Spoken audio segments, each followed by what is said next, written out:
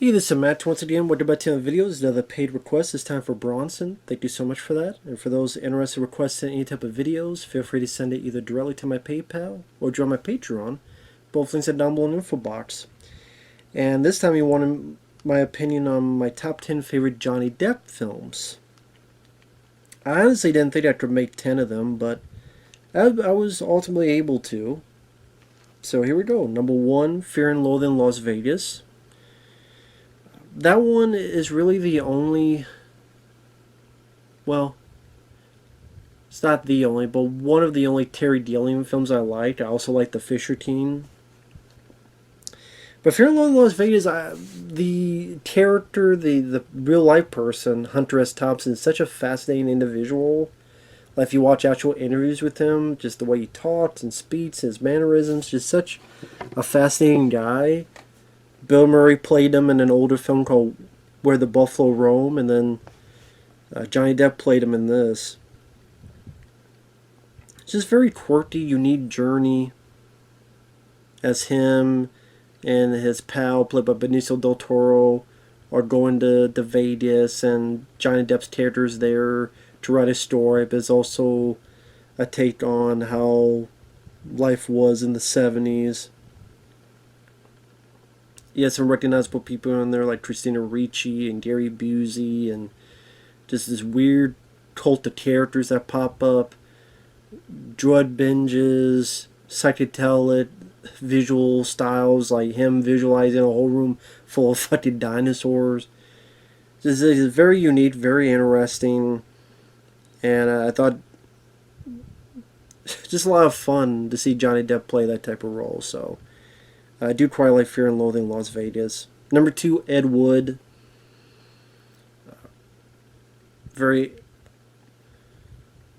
That's the funny thing. I'm not even a big fan of Ed Wood's movies in a So Bad It's Good, but the guy fascinates me. Him sincerely thinking he was making art, sincerely thinking cutting these corners was perfectly fine. His friendship with Bela Lugosi, and I think that's what Tim Burton captured. That was a nice idea to shoot it all in black and white. It's a nice take on the making films, especially at that time of Hollywood back in the day. And overall, both Johnny Depp and Martin Landau, who played Bela Lugosi, did a wonderful job. It's nice to see Bill Murray in there. And my cup of tea. It's about making of movies, which I'm fascinated by, especially these B or Z, not even B, Z grade movies, which makes it even more fascinating. And Johnny Depp did a good job. Number 3, Sleepy Hollow. It's cool to see Tim Burton do this R-rated horror film, bloody, people getting their heads chopped off. You got Christopher Walken as the villain. Not a bad choice. You got Christina Ricci in there. I like the look of the film. Yeah, some nice supporting actors. I think like Christopher Lee, Michael Goff, who was Alfred in Batman and Batman Returns, as well as Forever and Batman and Robin. I like the idea of Johnny Depp's character being this investigator you would see today, but people were not used to that back in the time period Sleepy Hollow takes place in. Probably one of the last Tim Burton films I truly enjoyed was Sleepy Hollow. That was what, 1999? Give or take. Number 4, put Nightmare on Elm Street. Though don't get me wrong, I love Nightmare on Elm Street. I do like these other films more, and hell, even Elm Street, I like 3 and 4, well, 4 and 3 the most. But I mean, Nightmare on Elm Street is a classic. What could be said that hasn't been said about Nightmare on Elm Street, the original classic? Number 5, put the first Pirates of the Caribbean. The other ones I either don't remember or don't like, or didn't see. But the first one I do remember liking, Curse of the Black Pearl. Pretty lengthy, long film, but Johnny Depp Did play that character Jack Sparrow well. That's why I think you only need one movie, so it makes it more special. But when you see it over and over and over again, it just loses its luster, its appeal, and its specialty. But the first one with some staging of these pirate ship battles and some of the other ideas, again, Johnny Depp having fun with the role, how he's not as dumb as people think he is. There was a charm to it, and it worked well. And not every day you get to see a big budget pirate movie. So there you go. Number 6, I'm going to put What's Eating Gilbert Grape. Very interesting family drama with him, his autistic brother played by Leonardo DiCaprio. They have a mom who's very, very overweight. Actually, you know what? Next, I'm going to change that. Actually, next I'm going to put Donnie Brasco. I'm going to put Donnie Brasco as next.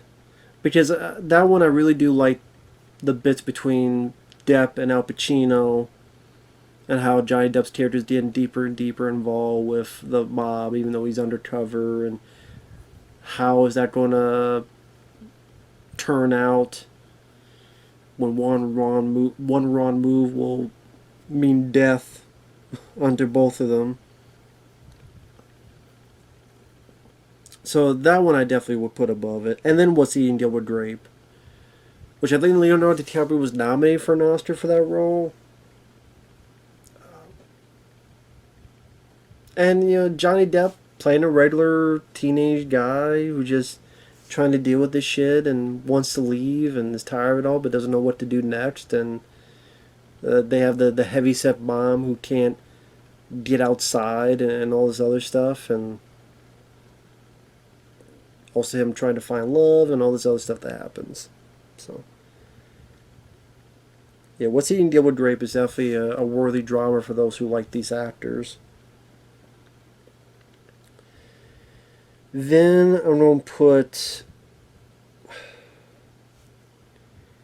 I mean, he was in Platoon, but I don't know if that'd be fair to mention Platoon, because even in Elm Street, he played a character.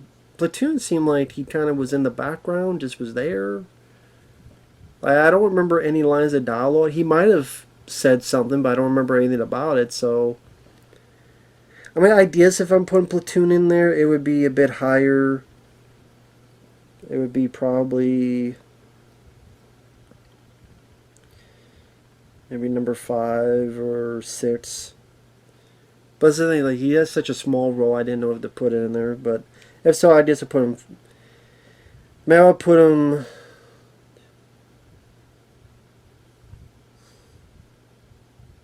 after Pirates of the Caribbean, I'll put Platoon, then Donnie Brasco, then Gilbert Grape. Then after that, I would put... that's where it gets tough. Once Upon a Time in Mexico, I'll put in there, just for the line... are you Mexican or a Mexican? I'm a Mexican. That's a film that's not nearly as good as Desperado, but I had a decent time with Once Upon a Time in Mexico. Again, not as good as Desperado, but I had some decent fun with it. And then I would put Nick of Time. Flawed film, but interesting concept where Christopher Walken picks Johnny Depp out and says, you need to kill this senator lady in this many minutes, otherwise your daughter dies. And it's playing off in real time. I think a lot more could have been done with the project, but at the same time, there's enough there that I thought was a pretty decent time waster, but there's some things here and there that I kind of wish they'd done differently, but overall still a decent time on watching that film. And yeah, because I don't really like a lot of the stuff he's done lately. I'm not a fan of Alice in Wonderland or Dark Shadows or The Lone Ranger. Don't like any of that shit. Or the last couple of Pirates of the Caribbean films, so yeah, take that for what you will. I mean, hell, the most entertaining thing he's done lately was the trial and the way he reacted to questions. So, there you go.